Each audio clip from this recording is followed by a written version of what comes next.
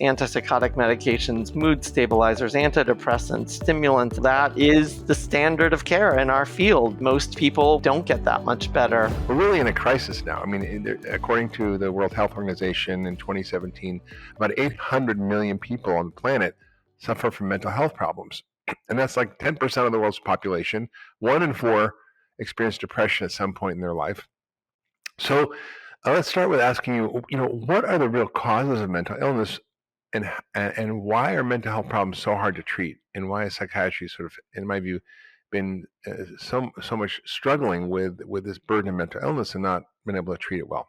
So the current answer, and we'll likely get into the my evolved answer, but the current answer from the field is that no one knows what causes mental illness.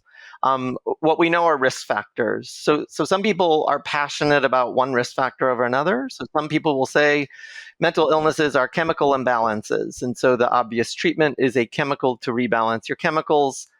Another common paradigm is stress and trauma. And there's no doubt that trauma and neglect, abuse in childhood can cause mental disorders, not only in childhood, but all throughout life. And other people talk about hormones, so all of the risk factors end up getting lumped into what we call the biopsychosocial model, which says there are biological, psychological, social factors. They all come together to result in mental illness. And this applies to all mental disorders, even something like schizophrenia and bipolar disorder. Even though most people think of those as biological disorders, psychological and social factors play a role. But the real answer is nobody knows how they all fit together. And I think that speaks to one of the reasons why these disorders are so hard to treat right now, is because we don't know really what we're doing. We don't know what we're treating. We see symptoms, we see risk factors, but we don't know how they all fit together, and we don't know what the underlying pathology is. That's right. I mean, you hit on it, because when I went through psychiatric training as a doctor and as a family doctor, which I went through a number of rotations, I was like, wow, this is really odd. All we're doing is describing symptoms. We're not talking about the cause. What's the cause? And what's the why? It's basically a phenomenological description of symptoms and tells you nothing about the reason. And it's very circular. Say, it's a chemical imbalance. Well, okay, what causes that chemical imbalance in the first place? And in my career, I have really had the most extraordinary discoveries as a clinician, because I'm not a researcher. Well, my Cleveland Clinic, we do research and I'm involved with that, but I'm not a traditionally trained researcher. And I just kind of was shocked to see and I think the same thing happened to you when you get into the story, when you start to treat patients in a different way through diet and lifestyle, some of the root causes, and they get better, you're like, holy cow, what is going on here? How could this happen? And how come I never learned about this in medical school? And then you go down the rabbit hole and, once you see it, you can't unsee it. And so tell us about how you discovered, as a traditionally trained psychiatrist at Harvard and McLean's, which is one of the top psychiatric hospitals in the world, how you kind of flipped your view and came up with this model of brain energy, which is this new book that you put out, which is really extraordinary, and everybody should get it. It's really out now, and it's really an important book in psychiatry, especially coming from someone in your position. Thank you.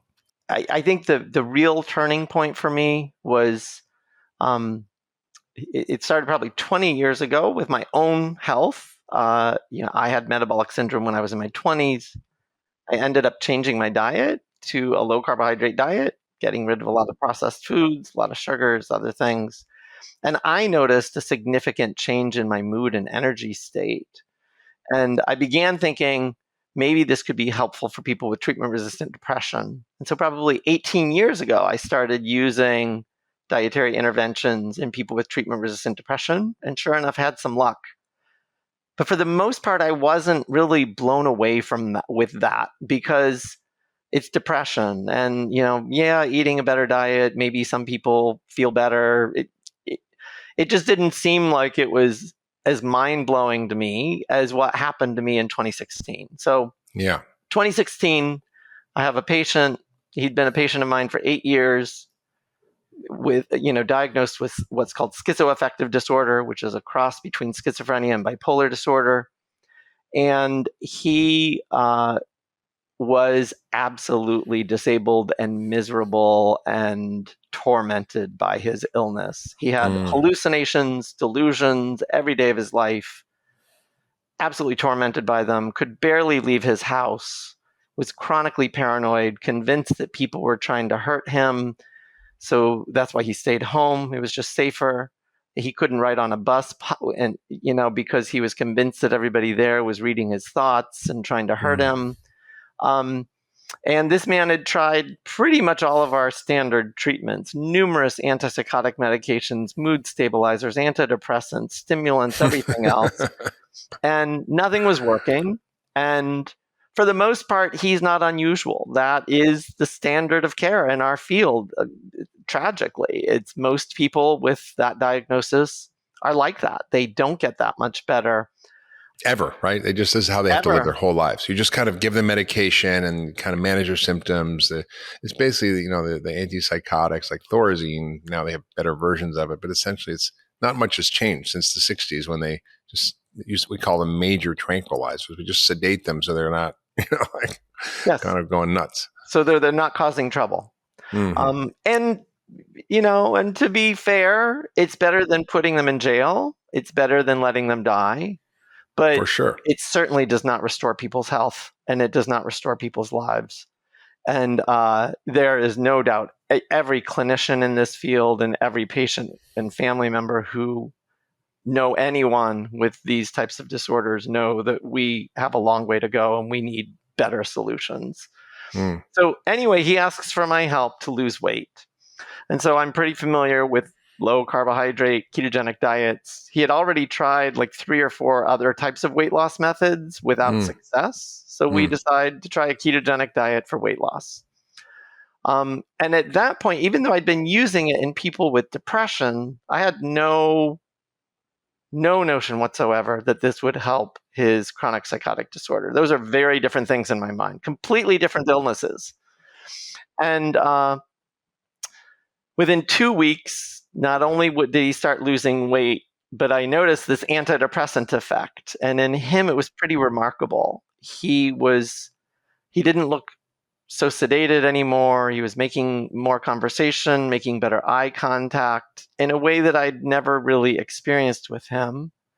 And I thought to myself, wow, that's really interesting. Here's this antidepressant effect that I've seen before. That's really remarkable. And it's great that he's losing weight and feeling better. But he was still psychotic. He was still delusional, still hallucinating. I mean, it was probably about 6 to 8 weeks later that he just spontaneously said, those voices that I hear all the time? I'm like, yeah, I know about them.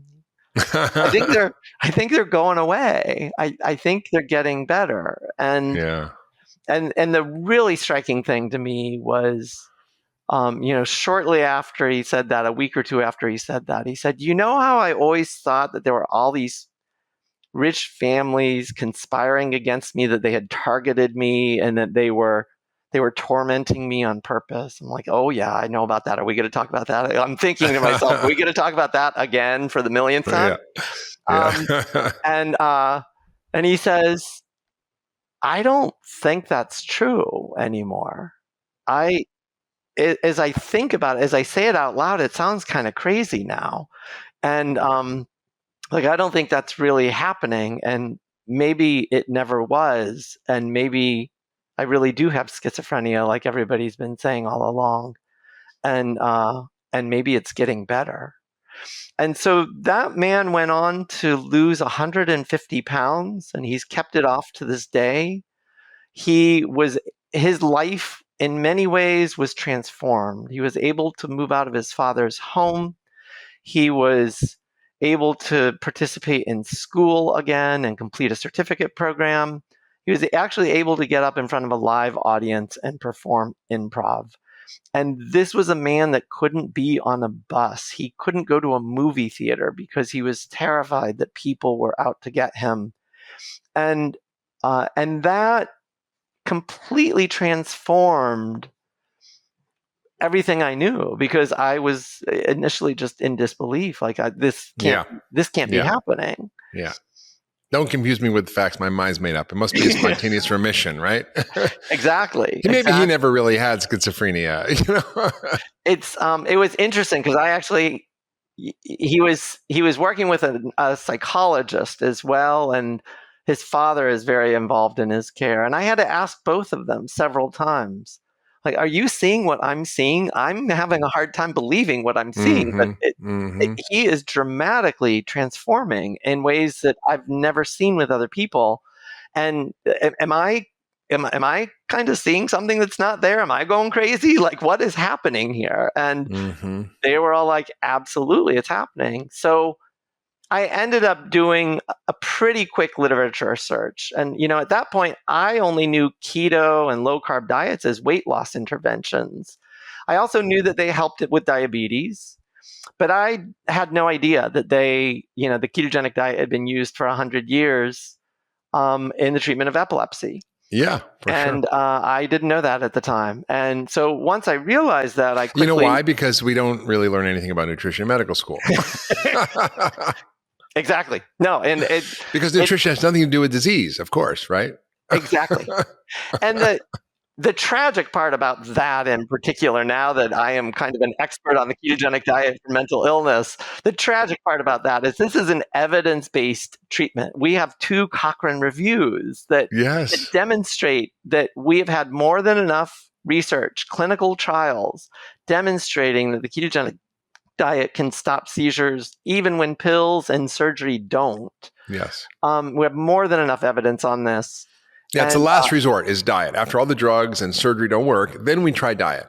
Yeah. Then let's try diet. Even though... Because, diet could be dangerous. You might, Yeah, they might end up losing weight. we wouldn't want that. So once I realized that, I started using this intervention in many other patients. And, it was not across the board. It was not a miracle cure for everyone. I will fully state that and disclose that. Yeah. But it was dramatically effective, and sometimes even more effective for other patients that I used it with. Yeah. And I was putting what I always thought of as chronic mental disorders, schizophrenia, bipolar disorder, and others, into full, complete remission, sometimes getting people off all their meds, and they were remaining in remission for years. And I ended up getting connected with other patients who had found their way to this intervention either through other clinicians or on their own. And some of these patients, the most striking case was somebody who had been in remission for, at the time was about 12 years. And she was 70 years old, had suffered from schizophrenia for 53 years. Wow. And her schizophrenia went into full, complete remission off all medications for 12 years. And those things don't happen in psychiatry right now. No. Look, Chris, what you're saying is basically the world is not flat. You're like Christopher Columbus, and everybody else is actually saying the world is flat because it looks flat. We have these diseases; they don't go away. They're chronic. There's no cure for them, and it's remarkable when you start to see it. In a sense, it's like you're saying, well, it's like saying, well, I saw someone who's fully autistic, and now they're not. That's the level of drama of this case. And I've seen the same thing over and over and over again for decades because by doing functional medicine, you just get to the root cause. And the thing that I want to drive home is that you really are dealing with some of the underlying biology of the inflammation in the brain. And whether it's autism or Alzheimer's or ADD or depression or schizophrenia, if you biopsy the brains, they're all inflamed. Now, the causes can be different. And that's why the ketogenic might work for some, not others. Maybe another person might have another issue. They may have, for example, heavy metals or a toxin that's causing a problem. And if you don't deal with that, then maybe they eat tuna all day, every day in their tuna fish sandwiches. That's their diet at home. But we have to kind of get to the root cause. But when you start to sort of broaden your net and look at the overlying framework, you're really dealing with this brain inflammation. And what you're saying is so revolutionary because when you look at the economics and the disability of mental illness, it far surpasses any other illness: heart disease, cancer, diabetes, Alzheimer's. It is the single biggest cause of disability and costs. I think I read a study recently that $95 trillion are going to be spent over the next 35 years on chronic illness. And a lot of that, the majority of that, is for the disability that goes associated with depression and mental illness. It's not necessarily Yes. being in the hospital and the loss of productivity to society. Like you said, this guy was just sitting at home, couldn't do anything. Now he's a productive member of society. What is the cost of that? So let's talk about what it taught you about the biology of the brain. Because you were trained as a psychiatrist, you didn't learn much about that other than the neurochemistry of neurotransmitters and using psychiatric drugs which modulate neurotransmitters, which is good, but you probably didn't learn that much about how to address toxins or the gut microbiome or diet or, nutritional deficiencies or hormonal imbalances or any of that. So, No. so how did you begin to unpack that? And what is the view that you have now that you wrote about in your book, Brain Energy, that talks about the biology of what goes wrong? Because once you understand that, then you have a roadmap which allows you to actually create a treatment plan that can work and be reproducible. Yes. And by the way, before I let you go on, I just want to point out that the ketogenic diets also work in autism and Alzheimer's and in many in epilepsy and I've seen this also in schizophrenic patients. So it's really powerful. It is. I just want to highlight, even though the disorders you just mentioned are all very serious disorders, and I was talking about schizophrenia a little bit ago, I want to just highlight one of the things you said. Depression is the leading cause of disability. So this, most people think of depression as a fairly straightforward illness, and we have tons of antidepressants, and we've got psychotherapy, and we've even got shock treatments, and we've got so many treatments available. They have to be effective, right? Well, actually, wrong. The majority of people with depression, bread and butter depression, are not getting better with our current treatments, and it's not because they're not getting treatment. It's because our treatments fail to work for far too many of them, and so I think that it was really interesting because the way that I went about unpacking all of this was, I started with the neurology literature. And because this is an anti-seizure treatment, and we use anti-seizure treatments in psychiatry every day in tens of millions of people. And so that was really low-hanging fruit. And it was a great resource to tap into because we've got 100 years of clinical and neuroscience evidence on the ketogenic diet and what is it doing to the brain.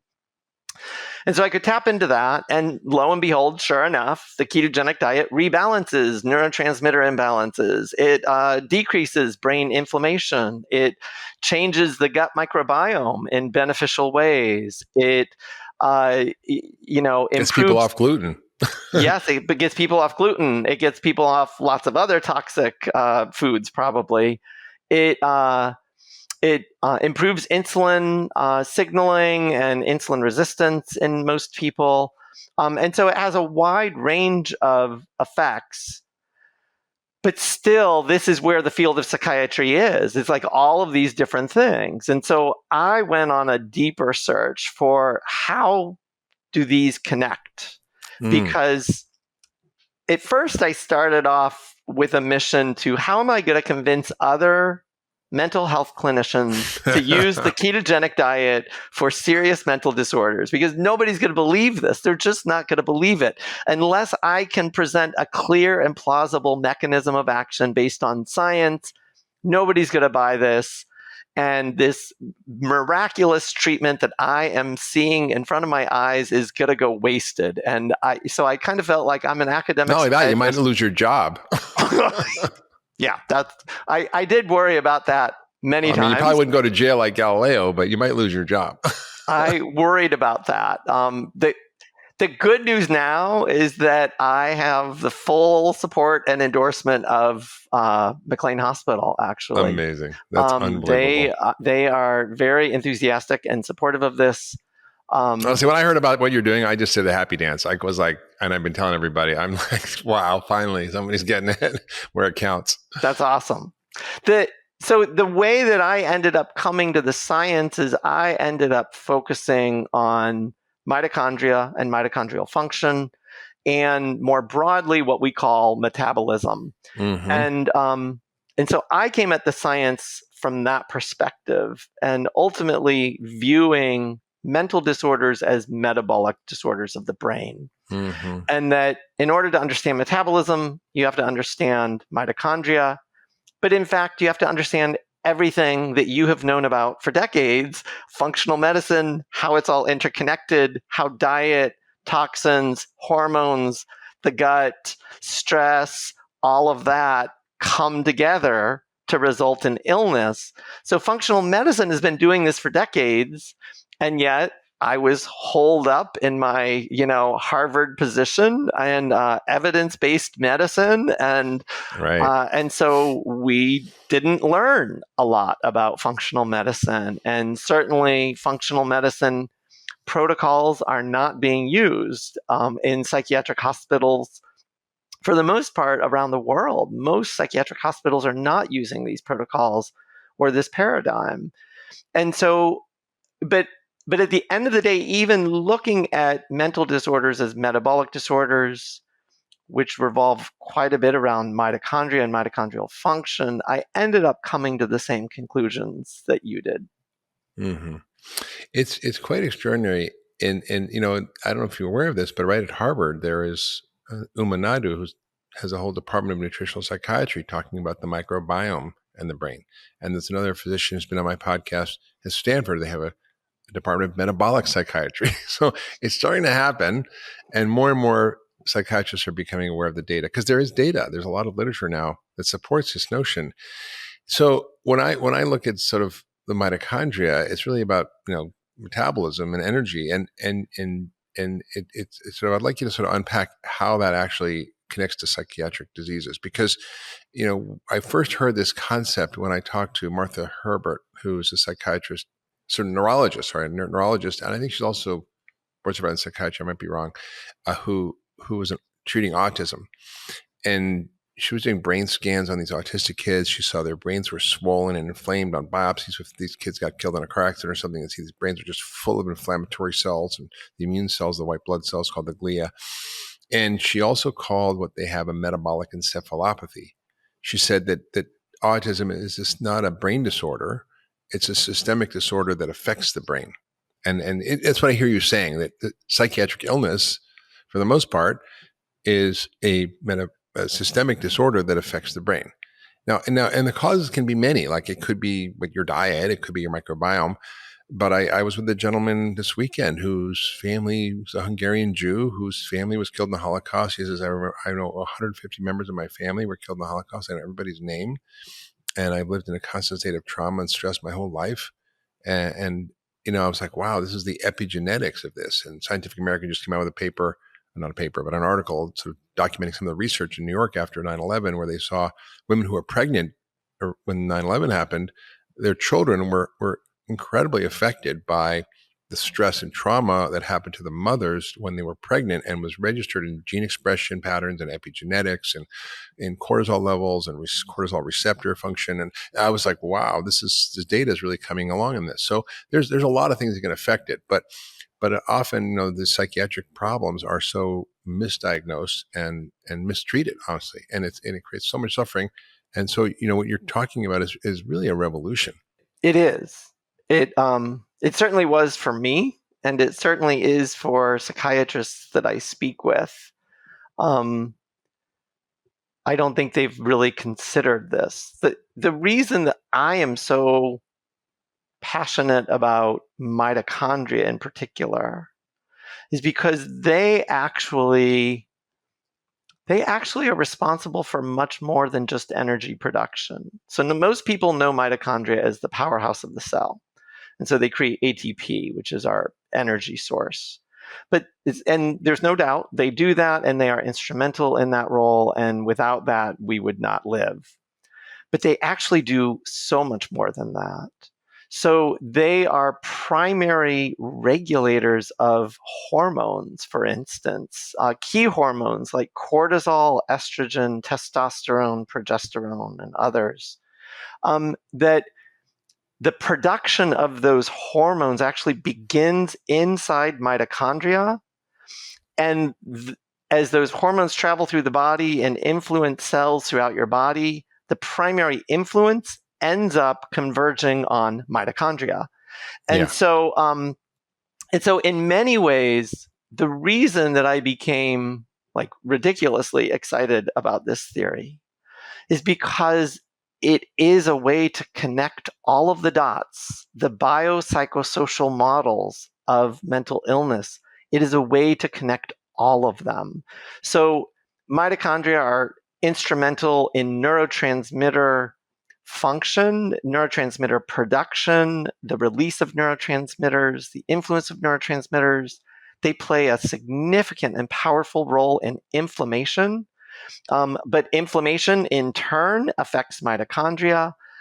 And so it all, at least in my mind, once I started diving deeper, I was kind of flooded with all of these questions. But wait, it can't be this simple. Like this, this is too simple. There's no way that this complex issue and the complexity of psychiatry and the brain, there's no way it can end up being this simple. And, for the last 5 years, I have tormented myself in some ways with questions like, if this is really true, then this should be true, or that should be true, or this should. Yeah. And at the end of the day, everything in my mind seems to converge on these issues. Yeah, well, it's so true because, I was reflecting on a guest we had on a previous podcast who's a pediatric neurologist, trained at Harvard, Oxford. She works at University of San Diego now. And she did brain imaging, functional MRI imaging of the brain in autistic kids, and found they had energy problems, that mitochondrial energy deficits were evident in the brain of autistic kids. And that by giving them mitochondrial nutrients, basically the cofactors and helpers that actually help you turn food and oxygen into energy, like CoQ10, for example, or in B vitamins, and just some really simple things that are very inexpensive, that these kids would literally get better from autism. That's not to say that all autism is just caused by these nutrition deficiencies or mitochondrial issues. But it's one of the things that we see. So there's a lot of people coming at this from a lot of different areas. You're in the psychiatric lane, but the neurological lane is seeing this too, and so is pretty much every the other issue. I mean, whether it's your weight or whether it's heart disease or diabetes or Alzheimer's or Parkinson's, so many diseases are really related to mitochondrial dysfunction. So it's great. It's really amazing, and I think that this is such a breakthrough. And I think there's how, besides the ketogenic diet, are you approaching addressing mitochondrial function? Because, for example, in autism, they're using these mitochondrial cocktails and supplements to help. So, and that's where, when I read your book, I was a little embarrassed because if you want the roadmap if you want the self-help version of how can I fix my mitochondria, I feel like your book, Ultramind Solution, is that roadmap. It involves improving your diet, exercise plays a role, stress reduction plays a role, toxins can play a role, hormonal dysregulation can play a role. And these can be wildly different in different people. And I think that's, it's a point that you made in your book. It's a point that you make commonly. And so it's not that there is a one size fits all solution for people. So one person could have an autoimmune thyroid disorder and have, a horribly low thyroid hormone. And that person will suffer from both metabolic and mental symptoms. And fixing that problem is replacing thyroid hormone or somehow addressing the autoimmune disorder and correcting that. Another person could have an autoimmune disorder, related to intrinsic factor, and they could have malabsorption of vitamin B12. Regardless of what they're eating, that person too could have both metabolic and mental symptoms or disorders as a result of vitamin B12 deficiency. And the treatment for that might be vitamin B12 injections because they can't absorb B12. So very different treatments, but you're addressing the same root problem or the same root cause, which is metabolic, in my mind, metabolic dysfunction or mitochondrial dysfunction. But lots of different things can cause mitochondrial dysfunction. And so that's the way I'm thinking about it, is in my mind, mitochondria are front and center. But there are hundreds of different inputs that can influence how well mitochondria function and how they're doing. And then the consequences of mitochondrial dysfunction are widespread, and they can have numerous effects on the brain, resulting in very different symptoms. Some people might have ADHD, other people might have depression, others might have seizures, and others might have schizophrenia.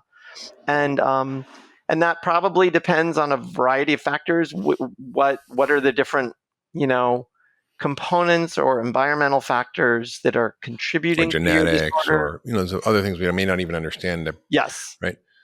Yeah, it's so true. And I just remember being in my clinic, looking at the patients I saw and not really treating their psychiatric problems, but they would come in with autoimmune disease or digestive problems or arthritis or whatever, migraine.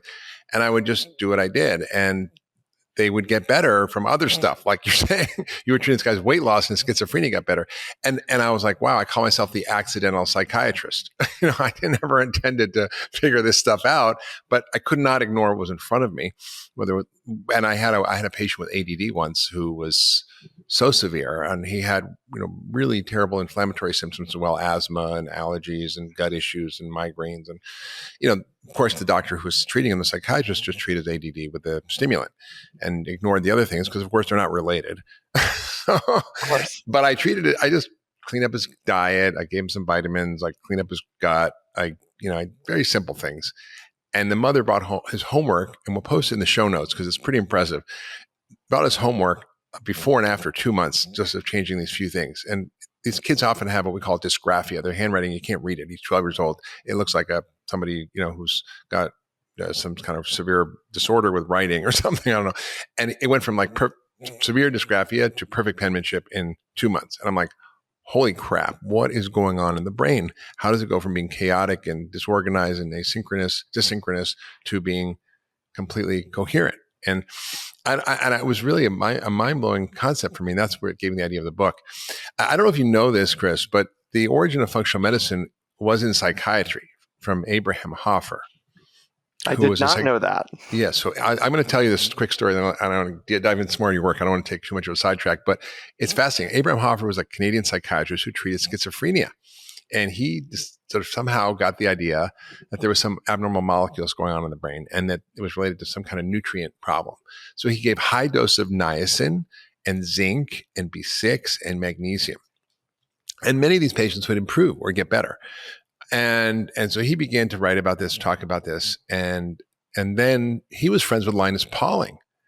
And Linus Pauling is a 2-time Nobel Prize winner. He discovered the structure of proteins, and he almost discovered he kind of did discover the double helix of the DNA, and he told his son about it, but then his son went to London and hung out with Watson and Crick, and they kind of took it. But that's a whole other story.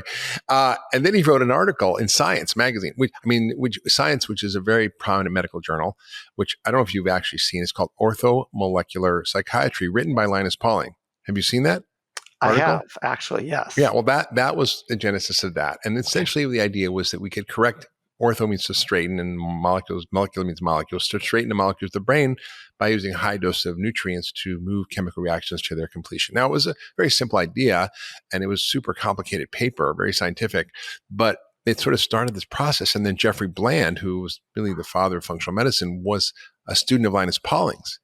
And Linus Pauling was kind of thought of as a crackpot later in his life. I don't know if you can call anybody who won two Nobel Prizes a crackpot, but he was kind of dismissed for his ideas about vitamin C and everything. But he was onto something, and this is what we're seeing now. So I think your work is so important, and your ability to actually communicate this, to look at the science, is so important. So talk about how we can think about some of the inflammation process in mental health and metabolic health and what we need to do to fix that. People are listening, well, I hear this, my mitochondria aren't working, inflammation's connected. How do I start to address that in myself? It's a great question. And, inflammation is, as you know, is a complicated topic because so there are some clear causes of inflammation. You can get an infection, for instance, and that causes an inflammatory reaction in your body. And lo and behold, we have an abundance of evidence that when a woman is pregnant, if she experiences a serious infection, sometimes even a mild infection, like with the influenza virus, her baby will be at increased risk for mental disorders later in life. If young children experience serious infections, especially if it's serious enough to be hospitalized, they are about twice as likely to develop a mental disorder, oftentimes within 3 months of that hospitalization. And the mental disorders are not trivial disorders. It's not anxiety because you are hospitalized. The disorders include things like autism, schizophrenia, mental retardation, obsessive compulsive disorder, and others. And these can become lifelong disorders. And so we know in those cases, the inflammation appears to be doing something that takes a toll or that changes neurobiology or changes kind of whole body function. And, my hypothesis right now is that inflammation takes a toll on your metabolism, plain and simple. For sure. And that it dramatically, we have very good direct evidence that inflammation takes a toll on mitochondrial function. It actually inhibits the function of mitochondria in some brain cells. And we have direct evidence for that. And by the way, the brain has got the most mitochondria per cell of any organ in the body. So it's really important. It is. And the brain is exquisitely sensitive to even slight fluctuations in mitochondrial impairment. So whenever people have a metabolic problem, usually the brain is the first organ to suffer. And it might just be trivial symptoms. So clear causes of inflammation can result in metabolic or mitochondrial impairment and then result in mental symptoms or mental disorders. Even people with, runny noses or hay fever are like 86% more likely to have chronic depression than people without that. So in some cases, these things are unavoidable. And I just have to say that. I mean, a woman getting an infection while she's pregnant, there aren't a lot of things that she can do to necessarily, I mean, there are some things she can do to avoid an infection, but it's not going to be 100%. And I don't want to get into a situation where we're trying to blame pregnant women for getting an infection. But you can do something about it when the baby's born, and you can fix the baby afterwards. And you can even do something about it immediately after that infection. So there are lots of ways to improve metabolism and mitochondrial health. And most of them are lifestyle related, and they include things like diet, removing, as you say, removing the bad stuff from your diet and putting in the good stuff. So easy. It's easy. It's probably more complicated than most people realize, because then they question, well, what's the bad stuff? Is it just fat? If I remove fat from my diet, am I going to be good? No, it's not that simple. And it's not as simple as carbohydrates, as somebody who's, using the ketogenic diet. Some will say if you just remove carbohydrates, that will solve all of the world's ills. I don't believe that at all. No. So it's about removing bad things from the diet, adding in good things. But it could also include exercise. It can include prioritizing sleep, getting more rest, allowing your body to recover from that process. So if you are usually a workaholic, if you are highly stressed and you have an infection, maybe it's time to just prioritize self-care for, even a month or so after that. And really make sure you're getting good nutrition, you're exercising maybe more than you normally even do, getting good rest, trying to decrease stress levels, those types of things. in order to allow your body to reset, in order to allow your body to recover from that assault on it. Right. I mean, one of the best doorways to the mitochondria is exercise, right? It Yes. stimulates the growth of new mitochondria, improves the function of mitochondria. It's quite important. And it also cuts down inflammation. It activates your antioxidant enzymes. It has so many benefits. And we know it's better, the equivalent to many drugs for depression if you just exercise regularly, vigorously. All right. And we know that diet also plays a role. And, one of the challenges, and I wonder how do you address this with your colleagues? Because this is something I found even at, Cleveland Clinic, working with some of the researchers, are like, well, we can't do everything at once. We can't do diet and exercise and supplements and sleep. And I'm like, we can only do one thing at once because we don't know what's going to work. And I'm like, wait a minute. If you want to grow a nice garden, you don't just go, I'm going to give the plant water only, but no soil or sunlight. And then I'm going to give it sunlight, but no soil or water. And it doesn't respect the laws of nature. So how do you kind of battle that within the medical paradigm? Because it's really tough. We're looking for the single drug, for the single disease, or the single outcome, which is a model based on infection, which can work. But even then it's flawed because it depends on the biological terrain and why some people get sick and don't, or why some people die and don't. We see that with COVID. Not everybody gets sick or hospitalized or dies.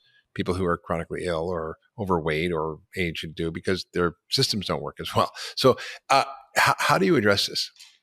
I think it's a and really. I don't want to get you in trouble with your colleagues. No. It's I kind of chuckled as you were saying your garden analogy because I've used that exact analogy with really? people as well. I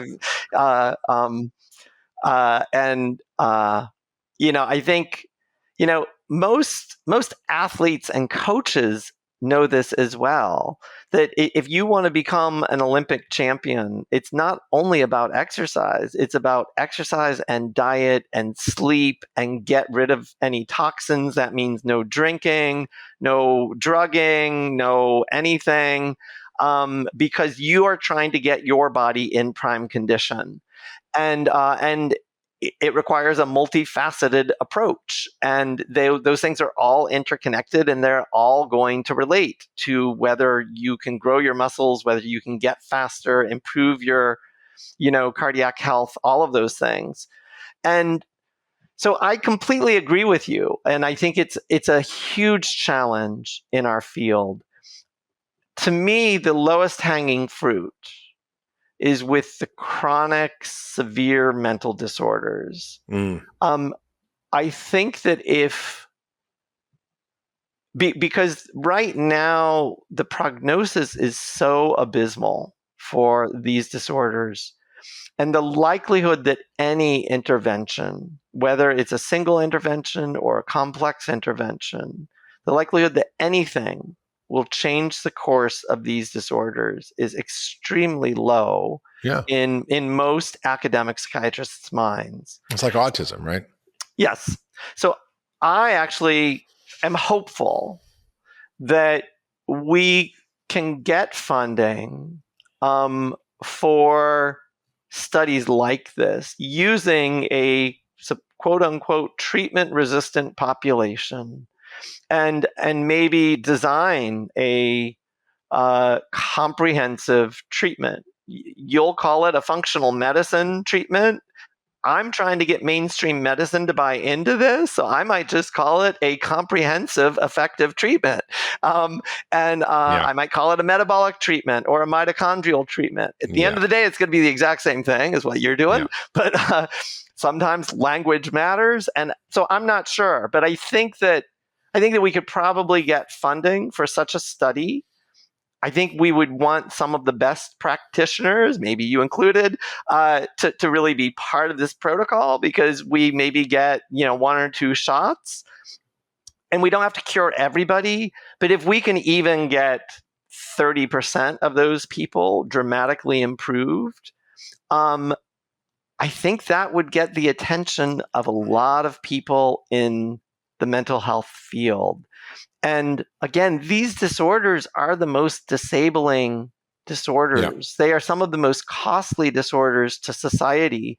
So it won't only get the attention of those in the mental health field. It will get the attention of insurance companies, Of course. the government, because the government is providing disability, and so not only is the government providing disability payments to these people, they are failing to get tax revenues from their employment. And for sure.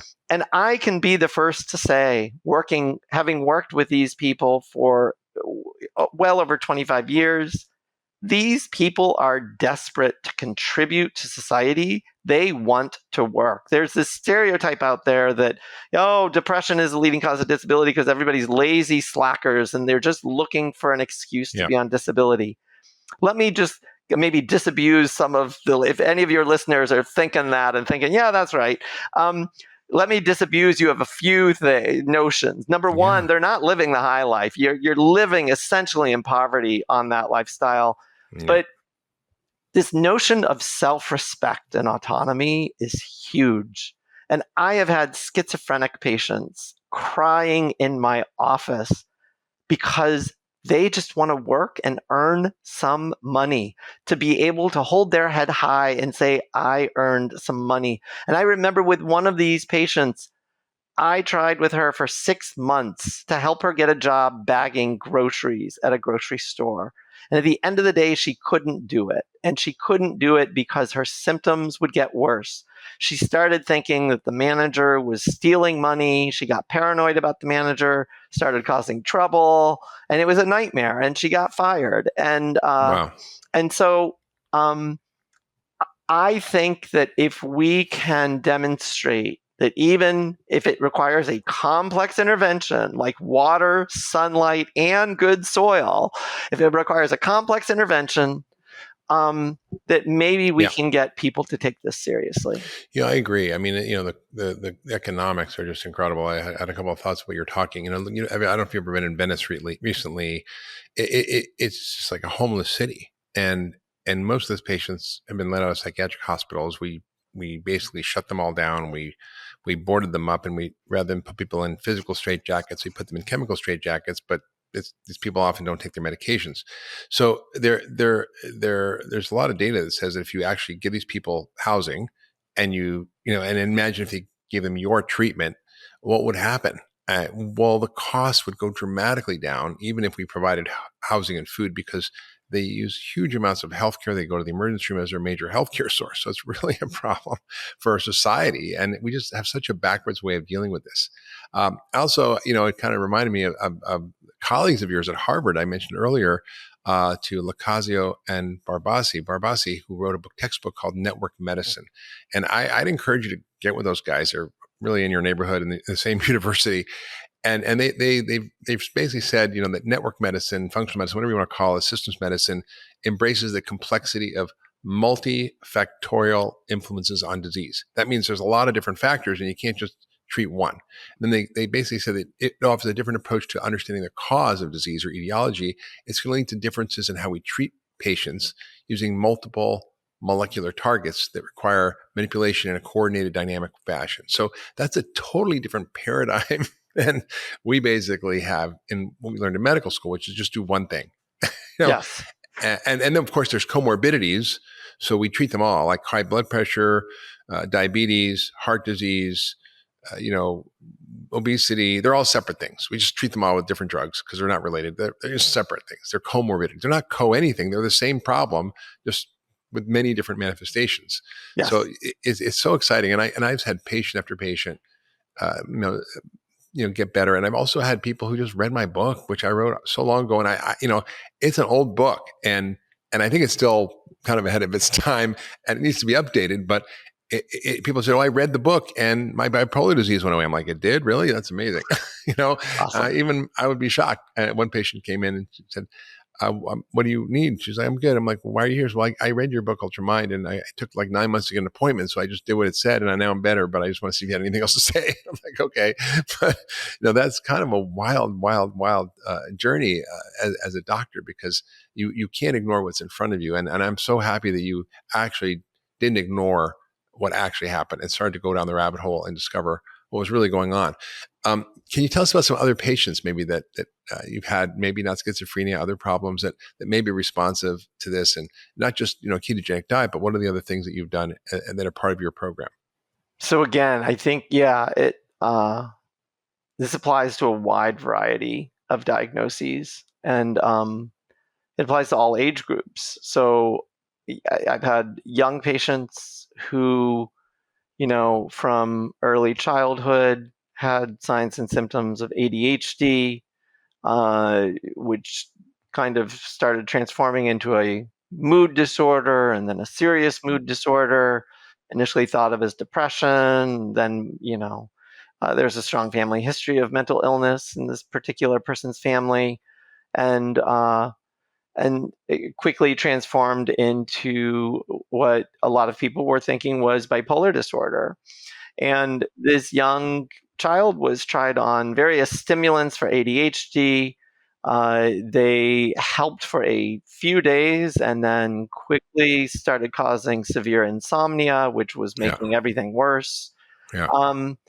And at the end of the day, this child ended up trying this kind of more root cause treatment, or what I call a metabolic or mitochondrial treatment. And it was, for this child, 2 interventions we ended up using. So one is, this kid was eating a lot of junk food, a lot of sweets, because life was stressful. And so parents parents didn't like it, but they were like, well, what are we going to do? Like, he is tormented at school. He comes home in tears. And he's always getting in trouble. We're always getting calls from the principal. And he wants sweets, so we just let him do it. And there's good solid evidence now, a study of over 15,000 children with high levels of insulin resistance starting at age 9 are 5 times more likely to be at risk for schizophrenia or bipolar disorder by the time they turn 24. I didn't know 5 that. times, Holy that's cow. 500%. And so we have strong... That's a reason to skip your birthday cake. Yes. So we have good evidence that insulin resistance seems to come before psychotic disorders, bipolar and schizophrenia, and depression as well, but it wasn't quite as powerful of a signal with depression. And so the first intervention with this kid was, let's just cut out the sweets. We didn't do a low carb or ketogenic diet or anything like that. Let's cut out the junk food, the sweets in particular, during the school week. He can still have them on the weekends. We're not asking for, a huge sea change. We're just asking for a mild modification to diet. Mm-hmm. And the second intervention, because his sleep had always been a little bit off, was we used a light box, a bright light therapy every morning. In the morning, yeah. In the morning. And that has been demonstrated to help regulate circadian rhythms, improve metabolic function. We even have some randomized controlled trials of light therapy showing that it is an effective evidence-based treatment for bipolar depression. So we ended up having him use a light box. And those 2 interventions alone were enough to turn everything around for this kid. Within 1 month, he was not throwing tantrums at school anymore, was dramatically improved. And within a year, he was getting straight A's. And within 2 years, he was taken off of his, school accommodations and IEP plan, because the high school that he started going to was like, why is this kid even on an IEP? He's like getting the top grades in the class. He's so well behaved, and he's like a model student. Who the hell put this kid on an IEP? And like, that's an individualized education plan, which they use for special ed kids, right? Yes, exactly. And who did this? And what were they doing to him at this old school? Because he's so great. And so that's a clear intervention. We used a modest dietary intervention of kind of in the category of removing the bad. And he was clearly getting some good. He was getting vegetables at least some of the time. He was getting, but but he wasn't restricted complete. It wasn't a sea change in diet. Would he have done better with a sea change in diet? Probably. But he wasn't, he and parents weren't willing to make that, weren't willing to do that. And so sometimes you have to meet people where they're at, and small incremental change, and then you go from there. And it's interesting. I got to know Thomas Insel, who was the head of the National Institute of Mental Health. And I said, so what do you think of the DSM categorization? That's the psychiatric manual that describes disease. Okay, you have ADD if you've hit these symptoms, you're depressed if you have these symptoms. He said, I think has 100% accuracy, but 0% validity. Yeah. Meaning it's great at describing the symptoms and diagnosing and grouping people into categories based on symptoms, but it doesn't tell you anything about what's really going on underneath the hood and the cause. And I was like, wow, that's brilliant. You're the head of the National Institute of Mental Health. So he got it. He understood. And he's really a visionary. But as a nation, we are just troubled with mental illness today. And you're talking about diet and the brain and inflammation. And I come at it through, the food system and the inflammatory diet that we're eating and how it inflames our brain, but also inflames our behavior. And we're seeing increasing divisiveness and conflict and hostility, as well as just, the opioid crisis and depression. And I mean, it's just all of it. ADD in kids. I think, what is it? Like 1 in 10 kids has ADD, and maybe more, and 14% are on medication and antidepressants. And I mean, there was that one kid in class who was kind of trouble when I was a kid in the 60s, right? Now it's like half the class has gotten some kind of medication, whether it's for obesity or depression or ADD. It's pretty frightening. And it's almost like a slow moving tsunami that we kind of have been blindsided by. The medical system hasn't quite caught up. Certainly our government policies haven't caught up in terms of Medicare reimbursement, Medicaid reimbursement for what we do. And if you look at the cost of a schizophrenic patient to society, the health insurance costs, their chronic illnesses, they're high utilizers of care.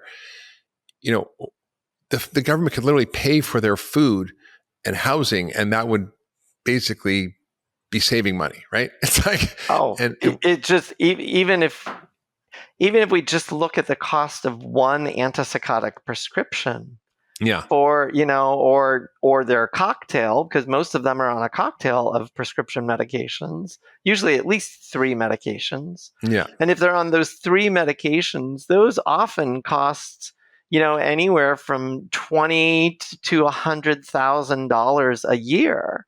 And with that kind of money, yes, we could easily provide all the food they need and want. And we could likely provide housing and job training and so many other interventions with the goal, as a psychiatrist, my primary goal is to reduce human suffering.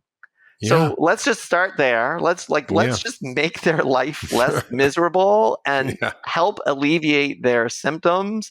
If I put on my, kind of business hat or politician hat, let's save money. Let's restore this person's health so much that they are going to be gainfully employed. And not only are they no longer going to be a financial burden to society, they are going to be generating work product, and they are going to be generating tax revenue for the system. And again, in the process, they get their dignity and their self-respect.